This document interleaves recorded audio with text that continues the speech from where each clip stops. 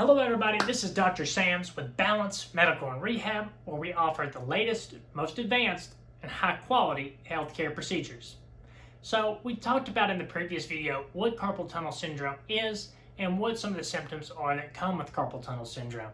But today I want to discuss some at-home things you can do to help alleviate some of the symptoms you may be experiencing. So, a lot of times I tell patients PRICE. PRICE is an acronym that stands for Protect, Rest, Ice, Compress, and Elevate. So in this case, protect and rest are basically the same thing, since a lot of times carpal tunnel syndrome is caused by overuse. So you are protecting it by resting it. So give yourself a break. If you're typing on the keyboard a lot, give yourself more frequent breaks so you're not aggravating the wrist and causing more inflammation. So icing. Icing in the hand or the wrist can cause a lot of discomfort. So what I tell patients is to ice at the elbow. It will carry a lot of that cool blood down to the hand instead of causing that, pain, that stabbing pain that you would experience if you put it actually on the wrist.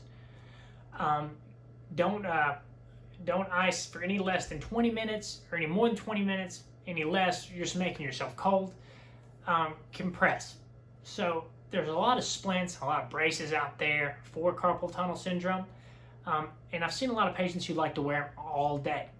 I would suggest wearing it in times, say when you're sleeping or when you are resting the wrist. That'd be a good time so you don't aggravate it. But wearing it too much can actually cause you more problems down the road. Now, elevation. When you elevate the wrist, make sure you have it above heart level, because it will bring that blood back down and decrease the inflammation or swelling you may be experiencing. Some people don't have swelling with carpal tunnel syndrome. In that case, you can leave that one out.